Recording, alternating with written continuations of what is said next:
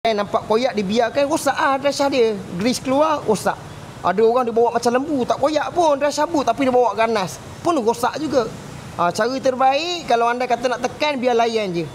Tekan je. Biar dia bagi momentum kelajuan tu seimbang. Jangan lepas tekan, nak potong. Potong, ambil bagi signal, siap. Tengok set mirror ada motor ke tak kadang-kadang kan. Ni set mirror pula, signal masuk signal. Kalau proton masuk belah kiri, naik ke atas. Kalau wira ke belah kanan punya, tarik ke bawah. Tu cara dia sikit ajar. Okey, secara tak langsung tengok dulu motor, tengok tak ada motor ni boleh. Tekan minyak, standby masuk kiri, dah bagi signal, tekan minyak.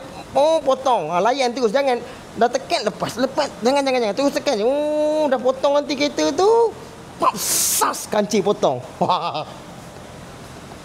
Hati-hati korang. Kalau nak potong pun tengok, kadang-kadang 2 biji serentak potong bahaya juga benda-benda macam tu. Hati-hati.